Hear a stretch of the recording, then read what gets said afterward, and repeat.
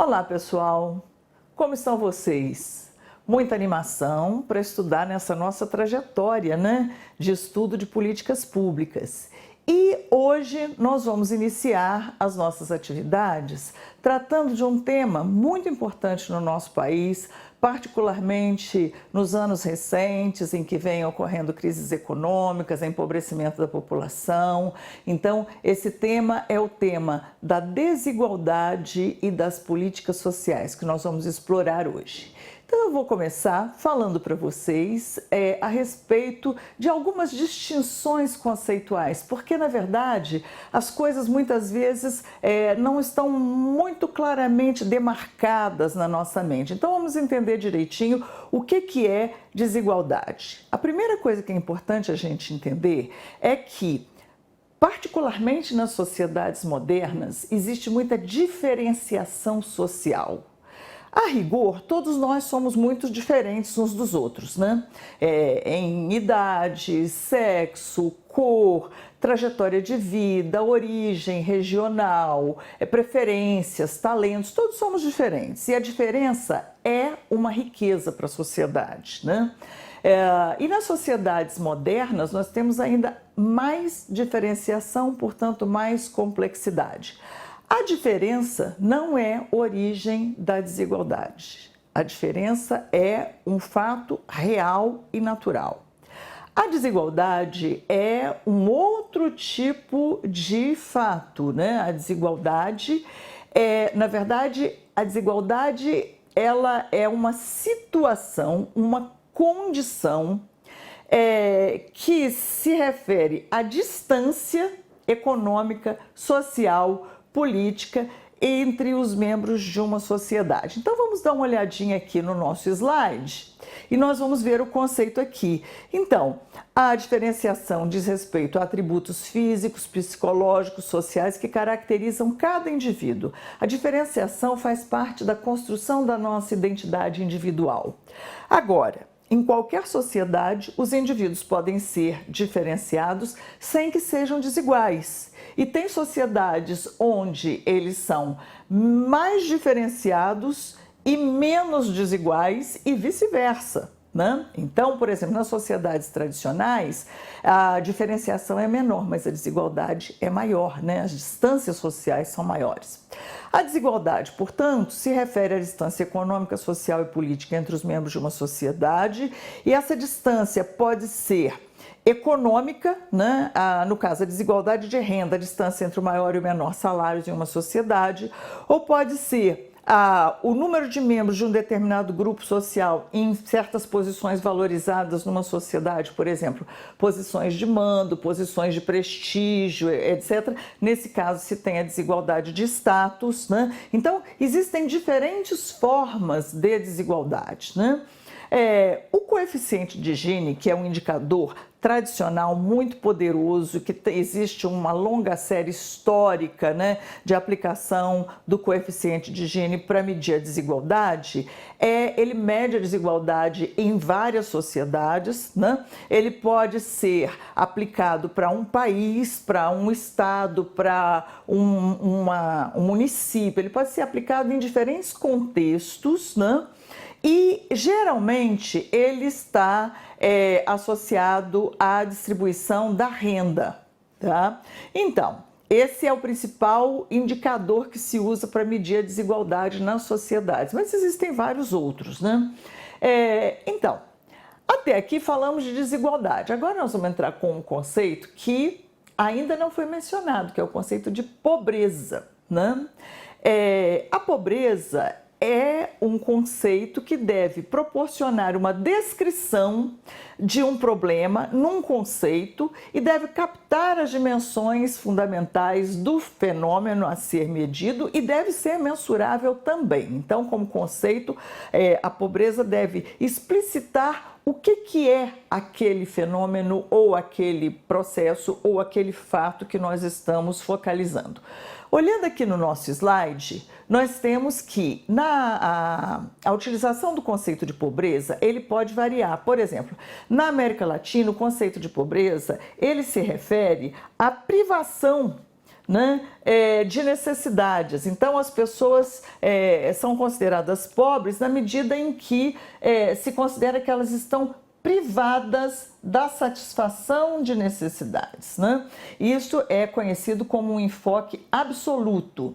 Agora, na Europa e nos países desenvolvidos em geral, a utilização do conceito de pobreza é diferente. Utiliza-se o conceito de pobreza relativa. O que é a pobreza relativa? Suponham, numa determinada sociedade, todos estão mais ou menos numa condição de vida digna, pelo menos, né? Mas existe uma diferença entre aqueles que estão melhores e os que não estão tão bem assim. Então, é pobreza relativa, ou seja, a existência de um padrão de vida socialmente aceitável, ainda que em determinados grupos não estejam no centro daqueles benefícios todos, né? Estejam na periferia do estado de bem-estar social.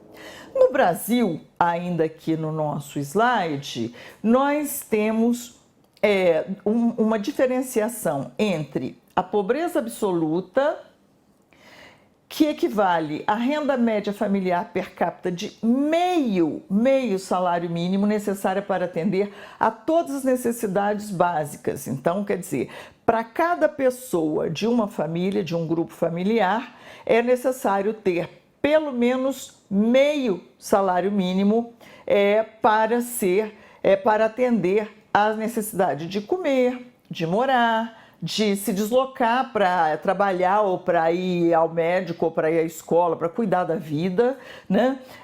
De ter acesso aos cuidados de saúde, ao lazer, à educação, entre outras coisas. E nós temos um outro conceito, que é o conceito de pobreza extrema, né? Então, no Brasil, a linha de pobreza se refere à pobreza absoluta, que é essa que equivale a meio salário mínimo de renda familiar, renda média, né, familiar per capita. E a linha da extrema pobreza, né, que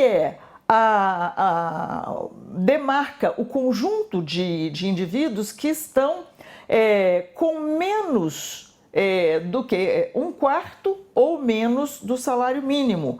E esse valor é considerado necessário somente para a pessoa conseguir comer alguma coisa. Não significa alimentação adequada, nutrição, nada disso. Significa apenas que a pessoa consegue comer alguma coisa. Não necessariamente atende todas as suas necessidades calóricas diárias, mas ela consegue comer alguma coisa. Então, e aí nós temos, né, o Banco Mundial usando isso que se chama PPC, que é a paridade do poder de compra dos indivíduos, que deveria ser o equivalente à pobreza é $1,25 por dia, né? Que hoje estaria aí mais ou menos em talvez R$6. Não, um pouco menos, né? R$5 por dia. E a gente trabalha com várias tentativas de mensuração e, portanto, a gente vai distinguindo conceitos, né? A Maria Osanira Silva, ela define pobreza sob 2 aspectos. Ela fala da pobreza absoluta, que é o não atendimento das necessidades mínimas para a reprodução biológica. O que significa isso? Conseguir comer, ter um teto para morar e continuar vivendo. Isso é pobreza absoluta. E a pobreza relativa, que diz respeito à estrutura e à evolução da renda média dos indivíduos em um país ou em uma sociedade. Então, a pobreza relativa, ela se refere às condições objetivas, quer dizer, externas ao indivíduo, que implicam a privação afetando as pessoas quando comparadas com outros membros da sociedade. Então, esse conceito da pobreza relativa, ele está mais próximo do conceito da desigualdade, né? Então, ela diz aqui, o que significa dizer que a concepção de pobreza relativa se fundamenta na ideia de desigualdade de renda e de privação relativa em relação ao modo de vida dominante, né, em determinado contexto. E é por isso que nós falamos de pobreza, né? O tema da aula é desigualdade, mas nós estamos aqui falando de pobreza. Por quê? No Brasil, particularmente, a principal causa da pobreza é a desigualdade. Então, a desigualdade é o fator causal que explica a existência e a persistência da pobreza no nosso país, apesar de tantas políticas sociais que nós vimos desenvolvendo. E se discute a diferença entre outros conceitos. Então, a pobreza crônica ou pobreza estrutural, que provém de uma deficiência estrutural de capital, seja capital físico, né, dinheiro, meios materiais, capital humano, né, que seriam as capacidades desenvolvidas pelas pessoas, capital social, que são as redes de relações, etc. E essa pobreza estrutural, ela faz parte da estrutura da sociedade, na verdade, ela caracteriza a estrutura de uma sociedade. Enquanto que a pobreza transitória ou conjuntural, ela resulta de quê? De determinados choques, crises. Então, por exemplo, epidemia de doença, crise econômica com desemprego. Então, essas situações, esses choques, são situações ou choques, crises, que afetam a capacidade de enfrentamento das famílias e, portanto, não refletem adequadamente o padrão de vida. Então, a pobreza transitória ou conjuntural, ela não caracteriza uma sociedade, ela caracteriza um momento ou um fenômeno, né, que está acontecendo ali naquele contexto. Enquanto que a pobreza crônica ou pobreza estrutural, ela sim caracteriza uma determinada sociedade. E existem muitas discussões a respeito do próprio conceito de pobreza, porque a gente sabe, por exemplo, que renda não basta para caracterizar a pobreza, né? Então, na América Latina, desde a década de 80, os estudiosos dos fenômenos da desigualdade, da pobreza e da exclusão começaram a medir a pobreza com base na linha que cruza, né, os resultados obtidos com as necessidades básicas que não foram satisfeitas. Então, por exemplo, nós temos aqui, né, as necessidades básicas, né? Então, essa linha que cruza aqui as necessidades básicas que não foram satisfeitas, então as necessidades vão cair, o atendimento, a satisfação das necessidades vai caindo e o custo para suprir essas necessidades básicas, ou seja, a renda, ele vai se tornando mais elevado. Então, isso resulta numa pauperização maior da população.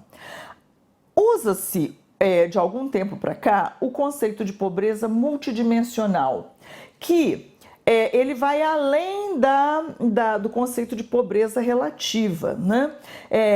Ele é mais do que um baixo padrão de vida. A pobreza relativa pode mostrar que um determinado grupo tem um baixo padrão de vida quando comparado com outros grupos.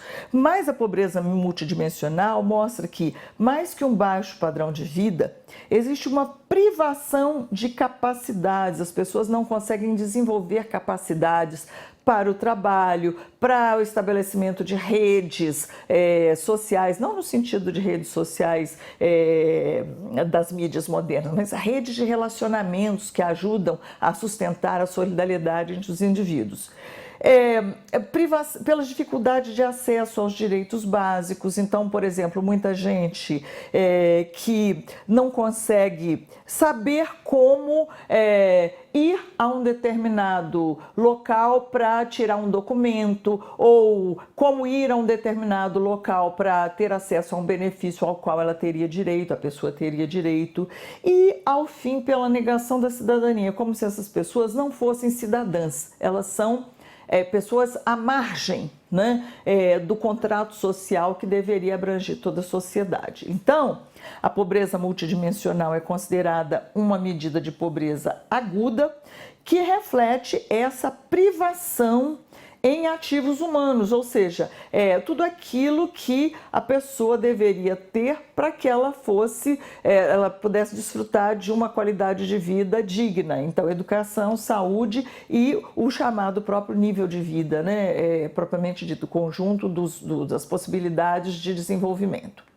Então, no Brasil, o principal determinante dos elevados níveis de pobreza é a desigualdade social, né? Então, por isso que nós começamos com desigualdade e passamos pela pobreza. Nós estamos discutindo a pobreza e nos detivemos mais na pobreza justamente porque a pobreza é o resultado da desigualdade, dessa enorme distância que existe entre determinados grupos da sociedade. Então, o famoso estudioso, né, da pobreza no Brasil, o Ricardo Paes Barros, com seus colegas de pesquisa, fez esse enunciado: o principal determinante dos elevados níveis de pobreza é a estrutura de desigualdade na distribuição de renda e das oportunidades de inclusão social, as oportunidades de ter acesso a todos os bens que a sociedade pode e deve oferecer a todos os seus membros. E aí ele fala em inclusão social. E aí nós vamos discutir rapidamente o que é diferente da inclusão social. O que é diferente da inclusão, naturalmente, é a exclusão social. A exclusão social, ela não é um conceito econômico estritamente, nem propriamente social, nem político. A exclusão é um conceito de natureza institucional, ou seja, as instituições formais e informais de uma sociedade. O que são instituições formais? As empresas, as organizações, as entidades de atendimento à saúde, à educação, ao lazer, etc., né? As leis são instituições formais, né? E as instituições informais são as regras, né, de comportamento informal, a maneira como nós tratamos as pessoas, como nós nos relacionamos com elas, né, os grupos que nós formamos por nossa própria conta. Então, a exclusão significa que as instituições formais, inclusive as leis, tá, gente? E informais, nossos comportamentos, atitudes, códigos de valores, operam de tal maneira que certos grupos sociais não têm os mesmos acessos que os demais.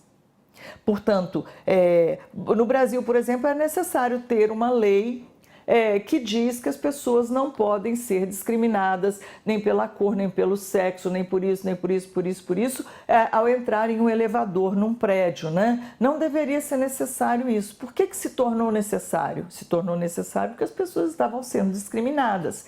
E a discriminação é o caminho da exclusão. Então, quando a exclusão social atinge o seu ápice, o seu máximo, as pessoas excluídas não estão sob a proteção do contrato social. Isso que eu estou falando é uma coisa muito séria.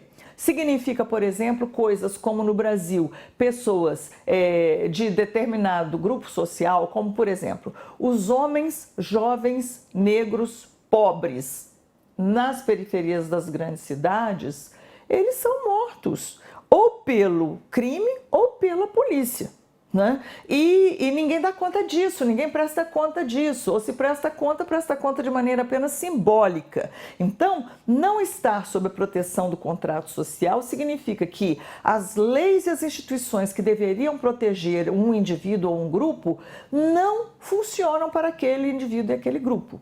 Então, essa exclusão, ela pode estar associada à desigualdade de renda e frequentemente está, mas não necessariamente. Então, vou dar um exemplo para vocês. Olhem, por exemplo, na Alemanha nazista, né, lá na década de 30 e 40, Os judeus eram pessoas bastante bem situadas na vida, economicamente bem situados. Mas o nazismo o que fez? Excluiu totalmente a proteção dessas pessoas. Então, praticamente se podia fazer qualquer coisa com elas, como fizeram, mataram 6 milhões deles. Então, isso significa estar fora da proteção do contrato social, né? E isso, evidentemente, que é uma situação limítrofe, extrema, radical, mas a exclusão opera de várias outras maneiras intermediárias e ela pode, além da renda, ter por base a raça ou cor, a etnia, como no caso do exemplo que eu dei, o sexo, por exemplo, quando se discriminam mulheres, gênero, né? Idade, origem nacional, origem regional. Então, quando, por exemplo, as pessoas não querem saber, por exemplo, de pessoas provenientes de uma determinada região do país ou de pessoas provenientes de um outro país, negam oportunidades de trabalho, negam tudo que pode ser negado. Isso é a exclusão, entenderam? Então, a exclusão é um fenômeno gravíssimo, né? Que torna a sociedade mais violenta, mais difícil, tem menos paz, tem menos produtividade, tem menos eficácia, porque a exclusão nega a possibilidade da contribuição de determinados grupos, determinados indivíduos que poderiam estar contribuindo significativamente para a sociedade, além de violar os direitos de cidadania desses indivíduos e grupos. Então, no Brasil, nós temos uma grande profusão de dados, né, a respeito da pobreza, e o IBGE, que tem as bases de dados mais significativas, mais consolidadas, com grande rastreabilidade, e nós temos esse dado que agora é recente, em 2017, quase 55 milhões eram pobres, 55 milhões de indivíduos brasileiros, né? Nossos compatriotas eram pobres, né? Isso significa cerca de 1/4 da população brasileira, né? Um pouco mais do que 1/4 da população brasileira. E na tentativa de fazer um perfil dessa pobreza, né? A gente vê que parte da pobreza é rural, né? Parte da pobreza apenas, porque a maior parte é urbana. Parte da pobreza é rural, fica localizada principalmente nos estados do Norte e Nordeste e em zonas agrícolas deprimidas, ou seja, que deixaram de ser produtivas, etc., no Sudeste, no Sul e eventualmente até mesmo no Centro-Oeste. São indivíduos que não conseguem produzir para o mercado e que estão vivendo ali em uma economia de subsistência muito precária, mal conseguindo satisfazer suas necessidades de alimentação, né? Então, essa é a pobreza rural. Agora, conforme eu disse, a maior parte da nossa pobreza é urbana. Ela se localiza na periferia das grandes cidades. A gente fala que no Brasil a pobreza tem endereço, a pobreza tem cor, né? Então, são grande parte de indivíduos originários do campo que não conseguiram se integrar ao mercado de trabalho formal, possivelmente porque, em primeiro lugar, falta qualificação, em segundo lugar, porque eles próprios não tiveram oportunidade de desenvolver as capacidades necessárias para entrar nesse mercado de trabalho e possivelmente também pela discriminação. Ou então, a integração deles ao mercado de trabalho, ao mercado de consumo, né, não tem correspondência com o mercado de trabalho, ou seja, eles não conseguem trabalhar em alguma coisa que lhes permita consumir aquilo que eles precisam de consumir. A cara da desigualdade, né, conforme eu disse, a pobreza tem endereço e tem cor também, né? É essa aqui, ó. No Brasil, 60% dos pobres são negros. Então, eles vivem na periferia das grandes cidades, geralmente em regiões precárias, né? 60% desses pobres são negros. Entre as pessoas consideradas indigentes, indigentes são aqueles que saíram abaixo da pobreza, eles estão na extrema pobreza. Lembram que eu mostrei atrás a pobreza, a linha da pobreza e a linha da extrema pobreza? Então, 1/4 de salário mínimo per capita mensal, né? Então, esses são os indigentes, né? E 70% dos indigentes são negros. Quando a gente compara os negros e os brancos, a gente vê que 50% dos negros, na verdade, dos pretos ou pardos, são pobres, né?